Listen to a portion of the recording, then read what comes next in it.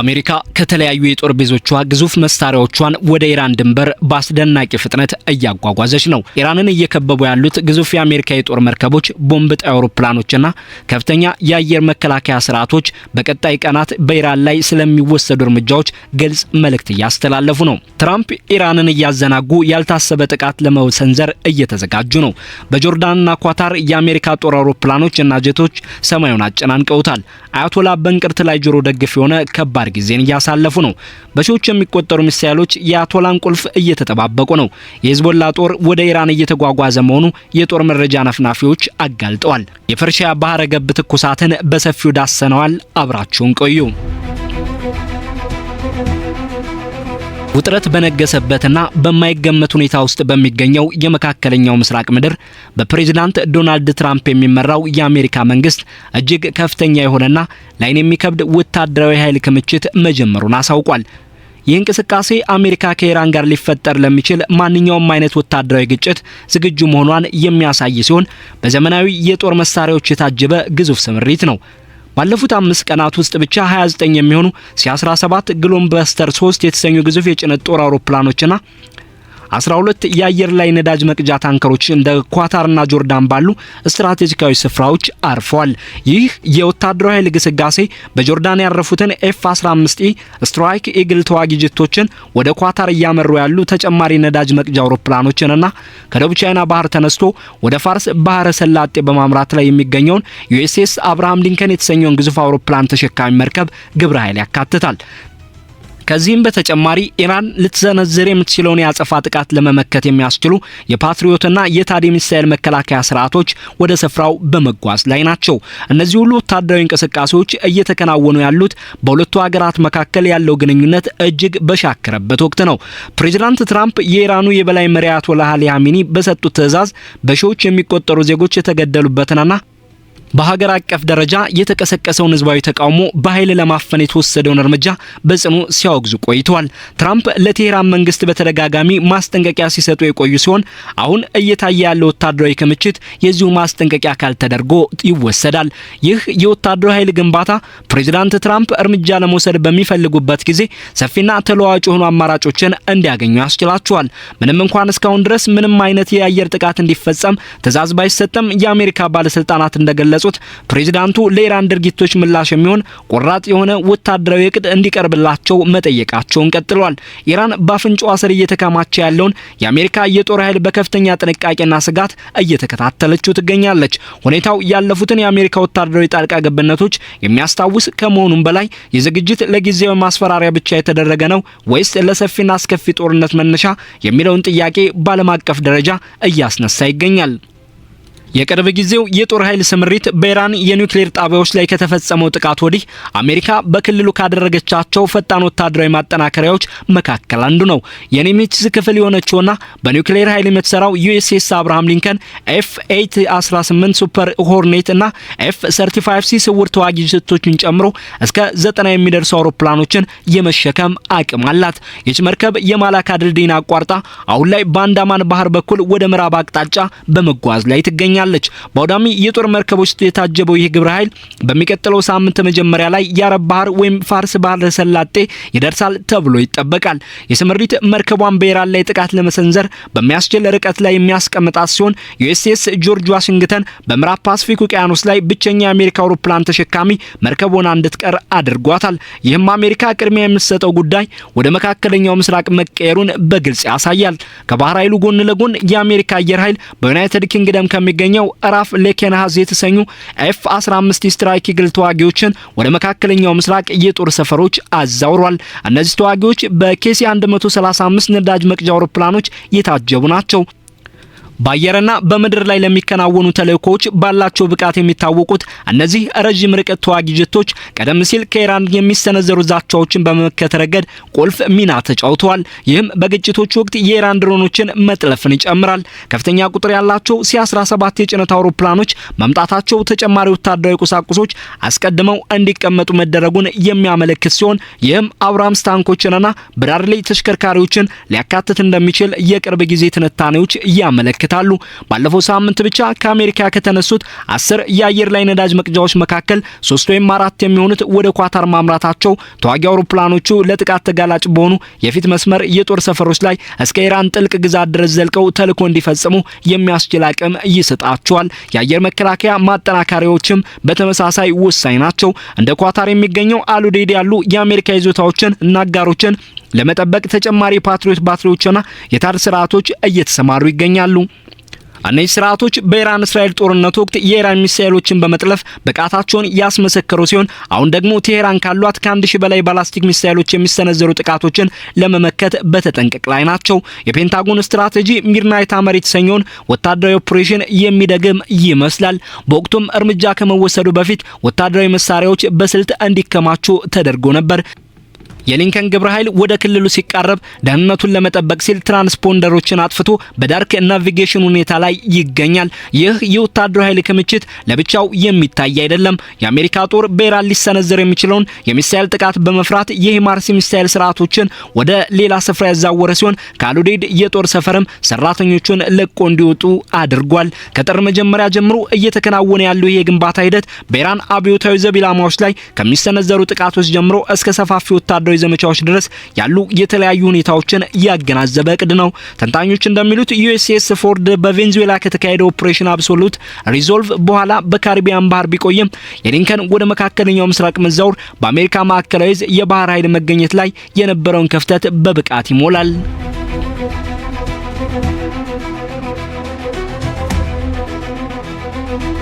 አሁኑ የአሜሪካ ስትራቴጂካዊ ወታደራዊ አቋም መለወጥና በክልሉ ለተፈጠረው ከፍተኛ የጦር መሳሪያ ክምችት ዋነኛው መነሻና መገፋፊያ ምክንያት በኢራን ውስጥ የተቀሰቀሰውና አገሪቱን እያናወጠ የሚገኘው ከፍተኛ የሀገር ውስጥ ትርምስ ነው።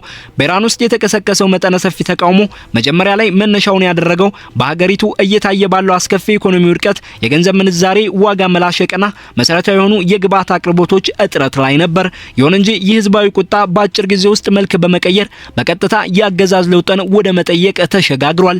በተለይም እንደ ቴሄራን፣ ሽራዝና ኢላም ባሉ ዋና ዋና ከተሞች ውስጥ ተቃዋሚዎች ከጸጥታ ኃይሎች ጋር ፊት ለፊት የተጋጠሙ ሲሆን በሁለቱ ወገኖች መካከል የጥይት ተኩስ ልውውጥ ስለመደረጉ ሪፖርቶች በስፋት እየወጡ ይገኛሉ። የኢራን መንግስት ለዚህ ተቃውሞ የሰጠው ምላሽ እጅግ ዘግናኝና ርህራሄ የጎደለው ነበር። የኢራን የበላይ መሪ አያቶላህ አሊ ኻሜኒ በሰጡት መግለጫ በርካታ ሺዎች የሚቆጠሩ ሰዎችን መገደላቸውን በይፋ አምነዋል። መሪው አክለውም አንዳንዶቹ ግድያዎች ሰብአዊነት በጎደለውና አረመኔያዊ በሆነ መንገድ የተፈጸሙ መሆናቸውን የገለጹ ቢሆንም ለተፈጠረው ግርግር ግን የውጭ ኃይሎችን ጣልቃ ገብነት ተጠያቂ አድርገዋል። የመንግስት መገናኛ ብዙሃን በኋላ ላይ እንደዘገቡት በትንሹ 3117 ሰዎች ለህልፈት መዳረጋቸውን ቢገልጹ የዓለም አቀፍ የሰብአዊ መብት ተሟጋች ድርጅቶች ግን የሟቾች ቁጥር ከ4000 በላይ እንደሚሆን ይገምታሉ። ከዚህም በተጨማሪ በሺዎች የሚቆጠሩ ዜጎች በቁጥጥር ስር ውለው ከፍተኛ ለሆነ ግርፋትና ስቃይ መዳረጋቸው ተመላክቷል። የኢራን አብዮታዊ ዘብና የባሲጅ ሚሊሻዎችን ጨምሮ የገዢው አካል የጸጥታ ኃይሎች ተቃዋሚዎችን ለመበተን ጥይቶችን እየተጠቀሙ ሲሆን በተለይም የተቃዋሚዎችን ራስና ዓይን ኢላማ በማድረግ ተኩስ ሲከፍቱ እንደነበር ተገልጿል።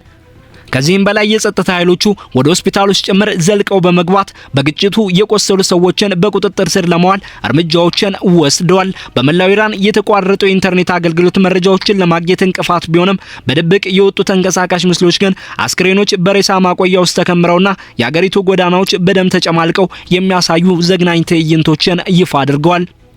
አያቶላህ ኻሜኒ በከፍተኛ ብሔራዊ ደህንነት ምክር ቤት በኩል ይህ የኃይል እርምጃ እንዲወሰድ ትዕዛዝ ያስተላለፉ ሲሆን እንደ አሊ ላሪጃኒ ያሉ ከፍተኛ ባለስልጣናት ደግሞ እርምጃውን በማስተባበር ረገድ ቁልፍ ሚና ተጫውተዋል። በተጨማሪም ከሊባኖስ ሂዝቦላህና ከኢራቅ ሚሊሻዎች የተውጣጡ 5000 የውጭ ሀገር ተዋጊዎች በሩሲያ ሰራሽ የጦር መሳሪያዎች ታጥቀው ህዝባዊ አመጹን ለመጨፍለቅ መሰማራታቸው ታውቋል። የኢራን መንግስት በበኩሉ ይህ ህዝባዊ ተቃውሞ በአሜሪካና በእስራኤል የተቀነባበረ ነው በማለት ለተፈጠረው ቀውስ ተጠያቂነትን ለማምለጥ ቢሞክርም መረጃዎች ግን ተቃውሞ ከኢራን ህዝብ ጥልቅ የኑሮ ምሬት የመነጨ መሆኑን ያረጋግጣሉ።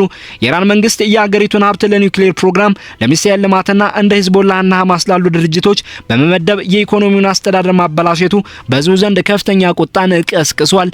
ህዝቡ አገሪቱ ወደ መደበኛ ሁኔታ እንድትመለስና ከዓለም አቀፉ ማህበረሰብ ጋር እንድትቀላቀል የሚጠይቁ ድምጾችን እያሰማ ይገኛል። ተቃውሞ አሁን ለአራተኛ ተከታታይ ሳምንት የቀጠለ ሲሆን ያገዛዙ ከፍተኛ ባለስልጣናት አገዛዙን እየከዱ መውጣታቸውና ከፍተኛ መጠን ያለው ገንዘብ ከሀገር ውስጥ መሸሹ ያገዛዙን መዳከምና ለመረጋጋት በግልጽ የሚያሳዩ ምልክቶች ናቸው ተብሏል።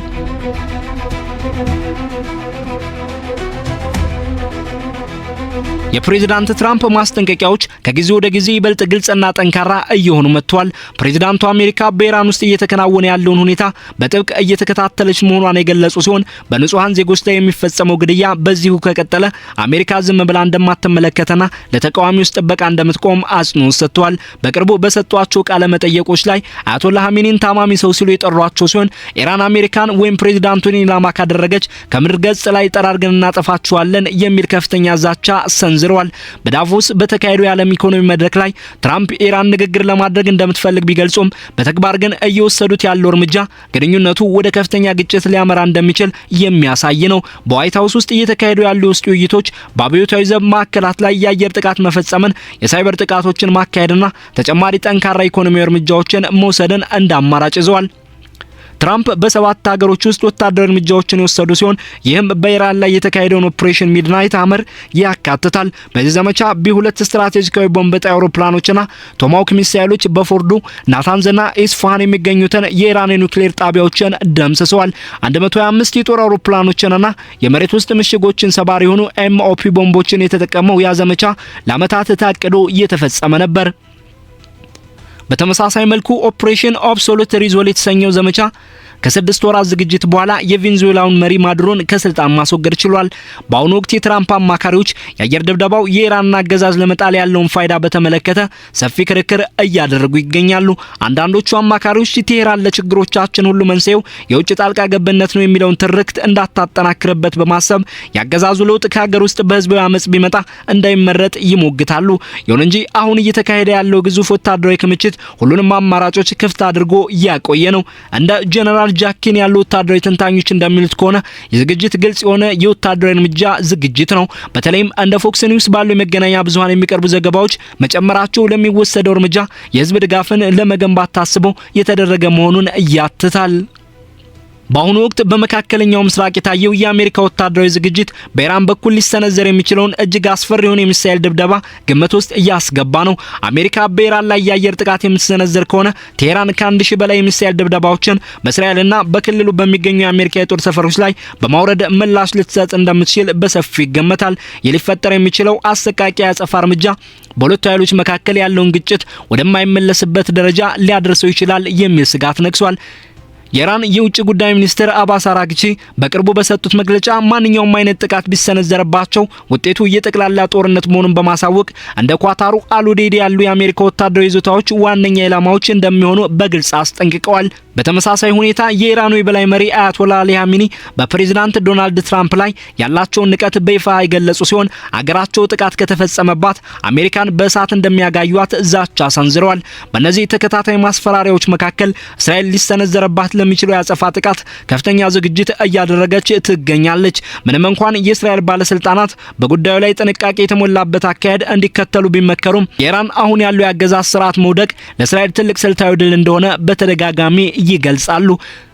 በሌላ በኩል በአካባቢው የሚገኙ የአረብ መንግስታት በአሜሪካ የሚሰነዘር ማንኛውም ጥቃት በክልሉ ሊቆጣጠሩት የማይችሉትና አገራቸውን ሊያጥለቀልቅ የሚችለው ከፍተኛ የስደተኞች ቀውስ ያስከትላል በሚል ስጋት የጦርነት እርምጃው እንዳይወሰድ ከፍተኛ ዲፕሎማሲያዊ ግፊት በማድረግ ላይ ናቸው። በዚህ ውስብስብ ሁኔታ ውስጥ ሩሲያና ቻይና ቀጥተኛ ባልሆነ መንገድ ጣልቃ ሊገቡ እንደሚችሉ የሚጠበቅ ሲሆን ይህም ቀውሱን ይበልጥ ዓለም አቀፋዊ መልክ ሊያስይዘው ይችላል። ፕሬዚዳንት ትራምፕ ደግሞ ማለቂያ የሌላቸው ጦርነቶች ላይ ያላቸው ጥላቻ አሜሪካን ወደ ሙሉ የብስ ወረራ ከመግባት ቢገታውም የሚወስዱት ውስን ወታደራዊ እርምጃዎች ግን ሁኔታውን ወደ ሰፊ ግጭት ሊቀይሩት ይችላሉ። አሜሪካ ከሌሎች የዓለም ክፍሎች የጦር መሳሪያዎቿንና ኃይሏን ወደ መካከለኛው ምስራቅ በማዞሯ ምክንያት በሌሎች ስፍራዎች ያላት የመከላከል አቅም መዳከሙ ለውሳኔ ሰጪዎች ትልቅ ፈተና ሆኖባቸዋል። ከዚህ ወታደራዊ እንቅስቃሴ ጋር ተያይዞ የአሜሪካ አጋሮች ከፍተኛ ስጋታቸውን እየገለጹ ይገኛሉ።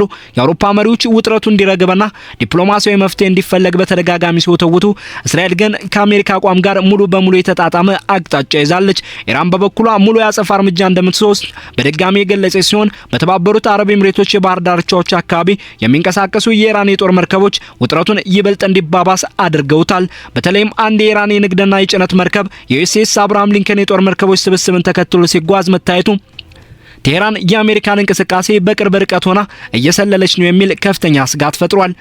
የመጠነ ሰፊ የወታደራዊ ኃይል ክምችት ፕሬዝዳንት ትራምፕ በዳቮስ ላይ እንደጠቆሙት ኢራንን ወደ ድርድር ጠረጴዛ ለማምጣት የሚደረግ ከፍተኛ ግፊት ተደርጎ ሊወሰድ ይችላል። ሆኖም ግን በኢራን ጎዳናዎች ላይ የሚገኙ ተቃዋሚዎች አሁን ካለው መንግስት ጋር የሚደረግ ማንኛውንም ድርድር አይቀበሉም። ምክንያቱም እንዲህ ያለው ድርድር ለአገዛዙ ህጋዊ እውቅና መስጠት እንደሆነ አድርገው ስለሚቆጥሩት ነው። በማህበራዊ ትስስር ገጾች ላይ የሚንጸባረቁ አስተያየቶችም የሰዎችን የተከፋፈለ አመለካከት ያሳያሉ።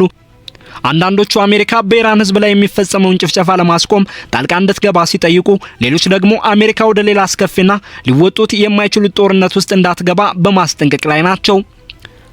አሁን የሚታዩት ምልክቶች እየታየ ያለው የቃላት ጦርነትና ያለፉት የታሪክ ተሞክሮች ሁሉም የሚያመለክቱት ፕሬዝዳንት ትራምፕ ለጠቅላላ ጦርነት ዝግጅታቸውን ማጠናቀቃቸውን ነው። መካከለኛው ምስራቅ ኢራንን በኃይል ሊያዳክሙ በሚችሉ ዘመናዊ የጦር መሳሪያዎች ተጠለቅልቋል። ይሁን እንጂ እስካሁን ድረስ ምንም አይነት ጥቃት አለመፈጸሙ አሜሪካ ነገሮችን በጥንቃቄ ለመከታተል ጊዜያዊ ረፍት ማድረጓን ሊያሳይ ይችላል። የምናልባትም በኢራን ውስጥ የተቀሰቀሰው ህዝባዊ ተቃውሞ የገዢውን አካል ከውስጥ እንዲያፈርሰው እድል ለመስጠት እየታለመ ሊሆን ይችላል።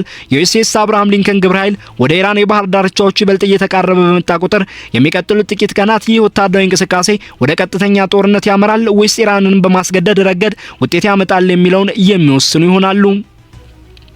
በሺዎች የሚቆጠሩ ዜጎች በኢራን ውስጥ በሞቱበትና የዓለም ሰላም በከፍተኛ አደጋ ላይ በወደቀበት በዚህ ወቅት መካከለኛው ምስራቅ እጅግ አስፈሪ በሆነ የአደጋ አፋፍ ላይ ቆሟል።